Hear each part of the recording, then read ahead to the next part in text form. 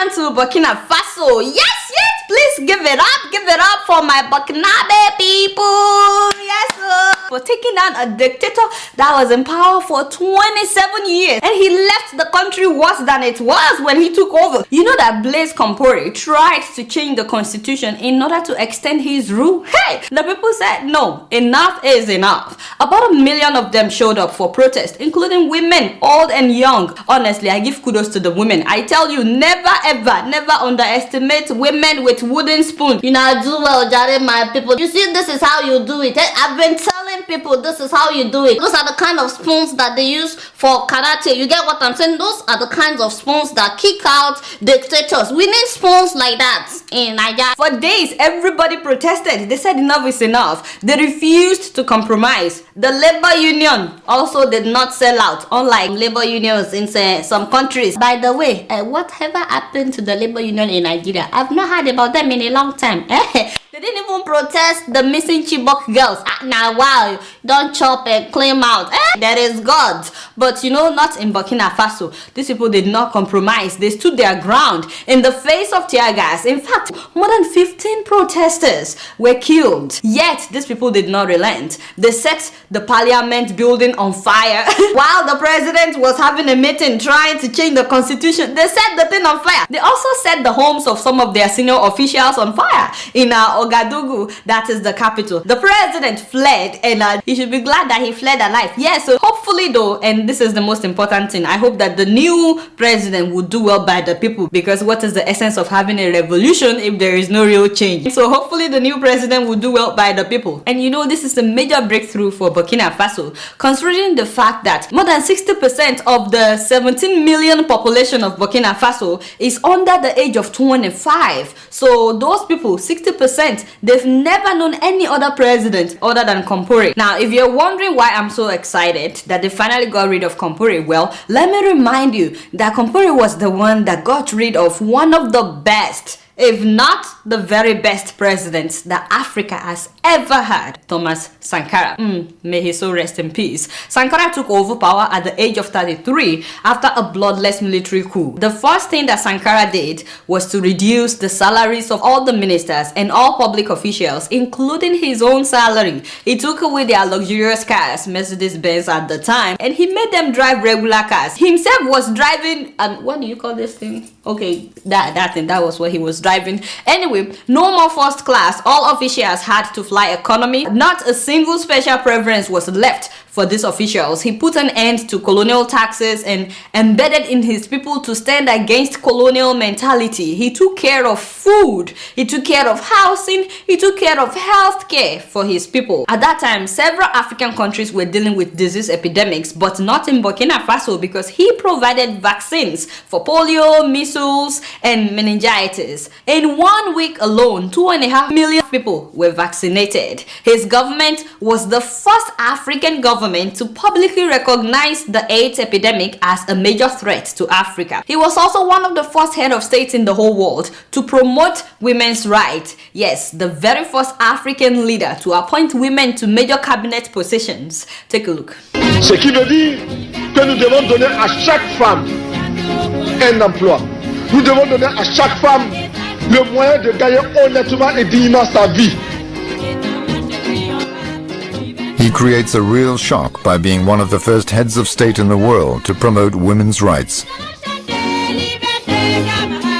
You guys can watch that documentary on YouTube. It's a wonderful documentary about the life of Thomas Sankara. Yes, he stood against forced marriages, underage marriages, or even expelling women from school if they got pregnant. He was like, if you have to expel the girl, what about the boy that got her pregnant? I was like, God bless you, my brother. She didn't do it by herself now. Thank you, Jare. In fact, when it was Women's Day, Sankara announced that women all over the country should not go to the market that day to buy anything, that their men should do all the shopping, and that they should let all the women rest that day because it's Women's Day. And you know, the men also enjoyed it. For the first time, many of them got to know the price of pepper, the price of okra. They actually appreciated their wives more after that experience, and the story was reported all over the world. Also, men were no longer allowed to beat their wives. He also instituted mass sporting activities. Everybody had to become active and participate in sports in order to keep fit and healthy. That was Sankara playing basketball, people were riding bicycles, and he had a campaign then that healthy body and healthy mind would reduce diseases. He also took environmental issues very seriously and insisted that they plant 1 million trees in order to encourage reforestation. God knows that we need that right now in so many places in northern Nigeria. He also constructed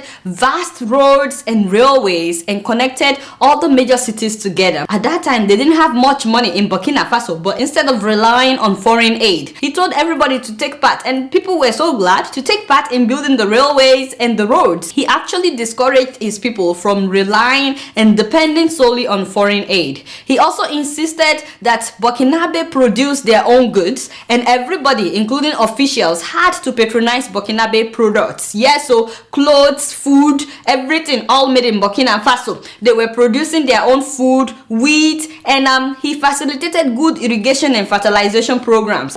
Nourrir. Nous pouvons dépasser même notre production, malheureusement.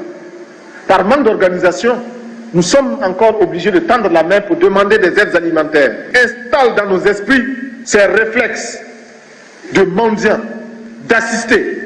Produire plus parce que il est normal que celui qui vous donne à manger vous dicte également. People started seeing made in Burkina Faso products just within 4 years that he was president, and in less than 4 years that he was in power, Burkina Faso, that used to be very poor, this same Burkina Faso became food self-sufficient. I'm telling you, it was a major revolution at that time. Corrupt officials were tried in court, and the funny thing was, no lawyer was allowed to represent them. So you had to prove yourself guilty or not guilty in front of everybody, and it was televised. So a lot of people were disgraced by this approach because they were not allowed to pay lawyers to represent or defend them. So many people criticized this approach though as a violation of human rights. Now, at the OAU summit that time, Sankara even challenged other African leaders to stop relying on the West or the East. Listen to him. Nous avons suffisamment de bras et nous avons un marché immense, très vaste, du nord au sud, de l'est à l'ouest. Nous avons suffisamment de capacité intellectuelle pour créer, ou tout au moins prendre la technologie et la science partout où nous pourrons les trouver. Produire en Afrique, transformer en Afrique et consommer en Afrique. Produisons ce dont nous avons besoin et consommons ce que nous produisons au lieu d'importer. Le Burkina Faso est venu vous exposer ici la cotonnade produite au Burkina Faso, tissée au Burkina Faso, cousue au Burkina Faso pour habiller les Burkinabés. Ma délégation et moi-même, nous sommes habillés par nos tisserands, nos paysans. Il n'y a pas un seul fil qui vienne de l'Europe ou de l'Amérique. See?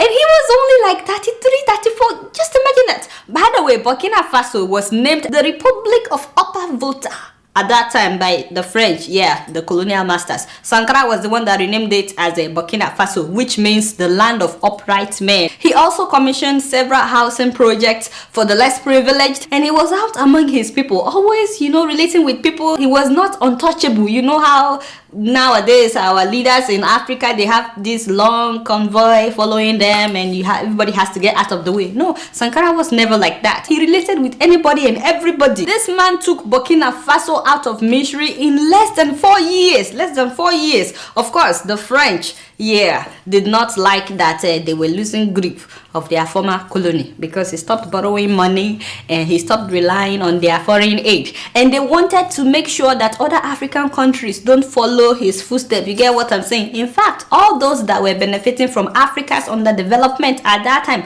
they were not happy to see Burkina Faso rising, becoming self-dependent. So guess what they did? They sponsored his very best friend from childhood to overthrow him. I'm talking about Blaise Compaoré, the same man that has ruled Burkina Faso for the last 27 years. So on October 15th, 1987, Sankara was killed by Compaoré's armed men. How ironic that Blaise himself was overthrown in the month of October. Just imagine what a coincidence. Compaoré's men killed Sankara and 12 other officials with a shower of bullets that dismembered Sankara's body completely. So they hurried and buried him in an unmarked grave, you know, like a goat. There was no ceremony for Sankara's burial. They treated him like an animal. His wife and 2 children had to flee the country, and Akompore immediately reversed nearly all of Sankara's policies. He was never repentant, by the way. He actually pretended that he was not the one behind the whole thing. The only thing he said was that, well, Sankara had